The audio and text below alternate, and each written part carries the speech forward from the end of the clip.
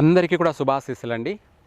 South India సర్వాధికారి YouTube channel ద్వారా మీకు 12 రాసుల విషయాలు తెలియచేయడమే కాకుండా భవిష్యత్తులో రాబోయేటువంటి ప్రతి విషయాన్ని కూడా క్షుణ్ణంగా తెలియజేయడం జరుగుతుంది.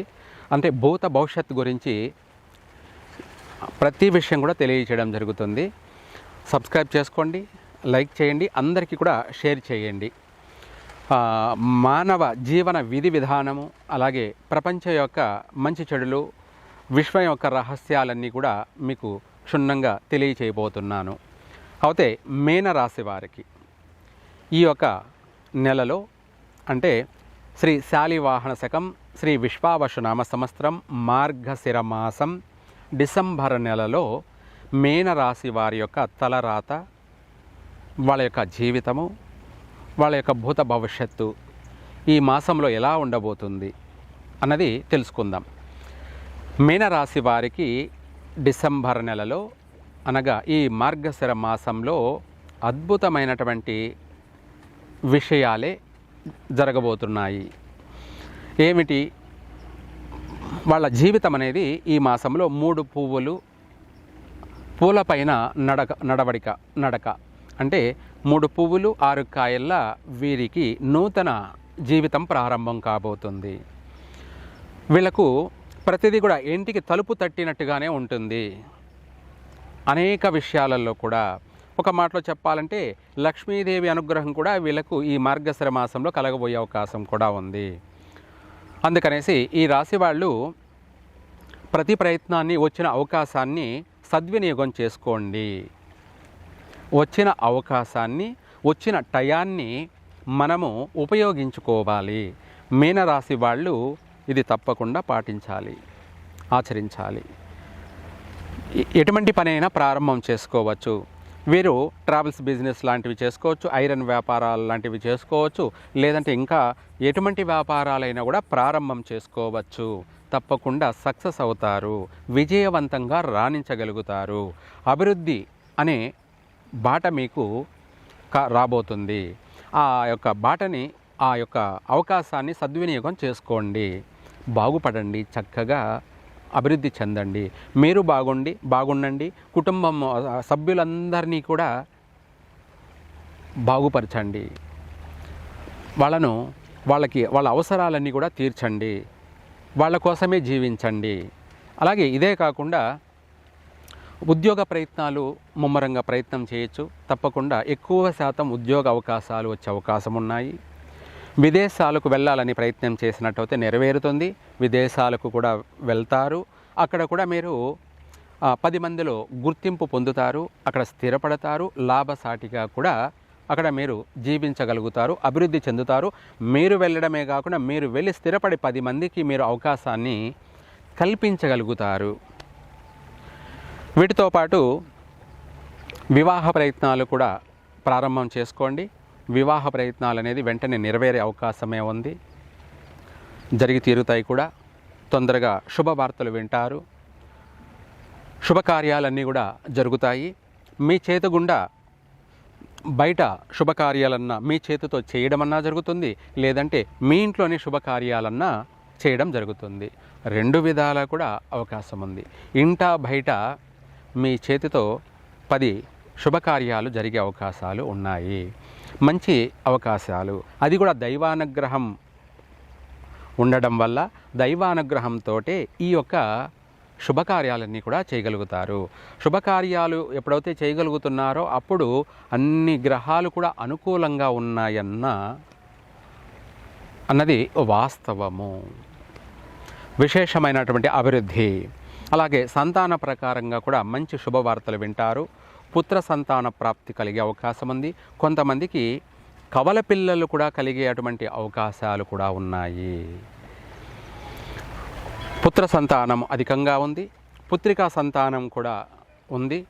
అలాగే వీటితో పాటు స్వగృహ ప్రాప్తి, అంటే ఇల్లు కొనాలి, ఇల్లు కట్టాలి అని ప్రారంభం చెయ్యాలి అనుకున్న వాళ్ళు ఈ మార్గశిర మాసంలో మొదటి వారంలోనే ఈ ప్రయత్నాలన్నీ కూడా సాగించినట్టయితే తప్పకుండా ఈ రాశి వాళ్ళకి గృహయోగము ఉంది, స్వగృహ ప్రాప్తి కలుగుతుంది.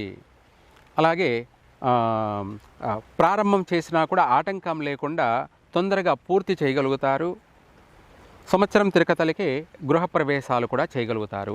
లేదంటే నూతనంగా కట్టినటువంటి గృహాలను కొనడం జరుగుతుంది, గృహప్రవేశం కూడా చేయడం జరుగుతుంది. గృహ ఆరంభాలు చేస్తారు, గృహ ప్రారంభాలు చేస్తారు, గృహప్రవేశాలు కూడా చేస్తారు. అలాగే వీటితో పాటు గృహయోగమే కాకుండా వాహన యోగం కూడా ఉంది. వాహనాల వల్ల కూడా కలిసి వచ్చే అవకాశాలు కూడా ఉన్నాయి. ఈ మాసంలో కొన్నట్టయితే వాహన ప్రాప్తి, నూతన వాహనాలు కొంటారు, మంచి అందమైన వాహనాలు, సుందరమైన వాహనాలు కొంటారు. వీటితో పాటు ఆభరణాలు, నగలు, బంగారం, వెండి, అలాగే ఇత్తడి, కంచు, రాగి, ఈ యొక్క లోహాలు కూడా అధికంగా కొనే అవకాశం ఉంది. ఇంటిని అంటే గృహాన్ని సుందరంగా, అలాగే సమర్థవంతమైన గృహాన్ని కొంటారు, సుందరమైనటువంటి గృహాన్ని కొంటారు. అలాగే ఇంటినంతా కూడా సుందరంగా అలంకరణ తీర్చిదిద్దుకుంటారు. దానికోసం ఎంతైనా కూడా ధనాన్ని ఖర్చు పెడతారు. అలాగే నగలు, వాహనాలు అనుకూలత, ఇలాంటివి అనేకమైనటువంటి కలిసి వచ్చే అవకాశాలు కూడా ఈ మీనరాశి వారికి ఉన్నాయి. ఇంకా కూడా ఈ మీనరాశి వారు ఇవన్నీ కూడా జరగడం కొరకై అనుకున్నది ప్రతిదీ కూడా జరగాలి అంటే కూడా ఈ మీనరాశి వాళ్ళు మహాగణపతికి సంబంధించి ఉన్నవాళ్ళైతే గణపతి హోమం జరిపించండి. లేని వాళ్ళైతే గణపతికి నవధాన్యాలను, అలాగే శనివారం రోజు కావచ్చు, లేదంటే ఆదివారం రోజు కావచ్చు, ఈ 2 రోజుల్లో అయితేనేమో నవధాన్యాలను వండి నైవేద్యంగా గణపతికి పెట్టండి. లేదు అది కుదరకపోతే బుధవారము గరికతోటి, ఉత్తరేణి తోటి ఆయనను పూజించండి. మనకు అష్టోత్తరం ఉంటుంది కదా, ఆ విధంగా బుధవారము, ఆదివారము ఈ 2 వారాలు కూడా గణపతిని విశేషంగా ఆరాధించి ఓన్లీ పెసరపప్పుని బెల్లంతో కలిపి ఉండలు చేయండి. ఉండ్రాళ్ళు అంటాం కదా, అలా పెసలతోటి బెల్లం కలిపి అవి నానబెట్టైనా పూర్ణం చేయండి, లేదంటే ఉడకబెట్టైనా కూడా ఉండ్రాళ్ళు చేసి గుండ్లుగా ఆ గణపతికి ఉత్తరేణి ఆకుల మీద ఒక 7 కానీ 9 కానీ 11 కానీ 21 కానీ చిన్న ఉండ్రాళ్ళు నైవేద్యంగా పెట్టి ఆయనకు సమర్పించండి. ఆయనకు సమర్పించిన తర్వాత మిగతా పూర్ణాన్ని చిన్నపిల్లలకు పంచండి. ఇలా చేసినట్టయితే మీ సకల కోరికలన్నీ కూడా నెరవేరుతాయి, తీరతాయి కూడాను. ఈ యొక్క మీనరాశి వాళ్ళు పూర్వభాద్ర నక్షత్రం 4వ పాదం మాత్రమే ది అనే అక్షరం మీద ఉన్నవాళ్ళు మీనరాశి వాళ్ళు. పూర్వభాద్ర నక్షత్రం 4వ పాదం మీనరాశి, ఉత్తరాభాద్ర నక్షత్రం 4 పాదాలు మీనరాశి, అలాగే రేవతి నక్షత్రం 4 పాదాలు కూడా మీనరాశి వాళ్ళు.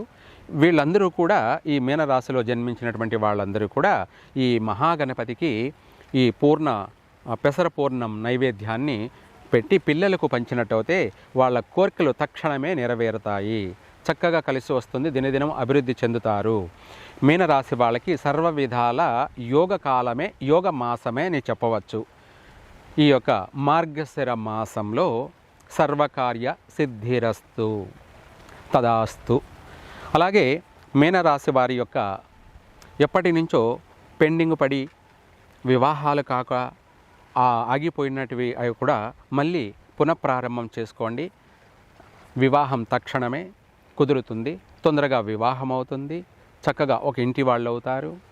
వీటితో పాటు ఎడబాటు జరిగినటువంటి భార్యాభర్తలకు కూడా మళ్ళీ కలుసుకునేటువంటి యోగం కూడా ఉంది ఈ యొక్క మార్గశిర మాసంలో.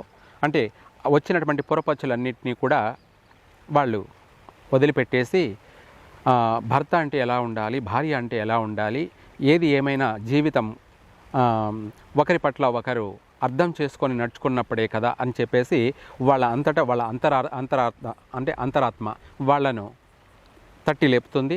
మళ్ళీ విడిపోయి ఉన్నటువంటి వాళ్ళు కూడా కలిసిమెలిసి వాళ్ళ జీవితాన్ని చక్కగా 3 పువ్వులు 6 కాయల సుఖ సంసారాన్ని కొనసాగించగలుగుతారు.